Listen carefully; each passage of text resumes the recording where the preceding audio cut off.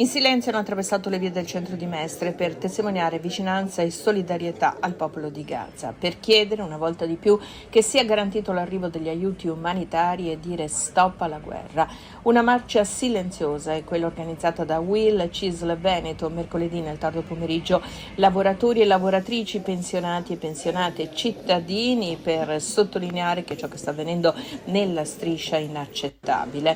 Il corteo della CISL, partito da via Torino, quella della Will da via Bembo, per confluire in piazzetta Coin per un momento di riflessione. Entrambe le forze sindacali hanno avviato una raccolta fondi di aiuti umanitari. Il segretario generale della CISL Veneto, Massimiliano Paglini, ha lanciato un appello ai lavoratori e alle lavoratrici perché destinino un'ora del loro lavoro a sostegno degli interventi umanitari, una raccolta per la Croce Rossa italiana, realtà attiva in prima linea negli interventi a favore delle donne, degli uomini e dei bambini di Gaza.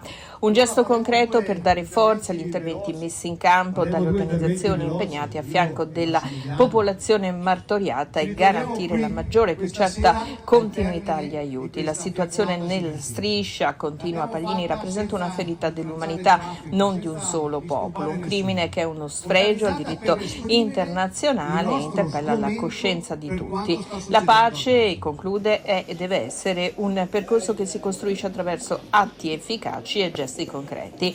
Sulla stessa lunghezza d'onda il segretario veneto della Will, Roberto Toigo, che ribadisce che questo genocidio è inaccettabile e aggiunge: chiediamo il rispetto della persona e della vita che non c'è a Gaza. Anche il modo di manifestare silenzioso e pacifico va in questa direzione, per un mondo migliore, un mondo diverso.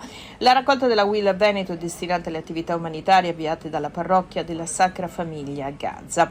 La CISL Veneto si unisce alla CISL nazionale chiedendo l'apertura immediata di corridoi umanitari sicuri per garantire l'arrivo di aiuti senza ostacoli, cessate il fuoco immediato come unica condizione per aprire uno spiraglio di dialogo, la liberazione immediata degli ostaggi e il disarmo dei terroristi di Hamas. Nel condannare fermamente un'ipotesi di annessione territoriale da parte di Israele, CISL Veneto sostiene il rilancio del confronto con l'autorità nazionale palestinese, unica interlocutrice legittima per ridare prospettiva al progetto di due popoli e due stati che convivano in sicurezza.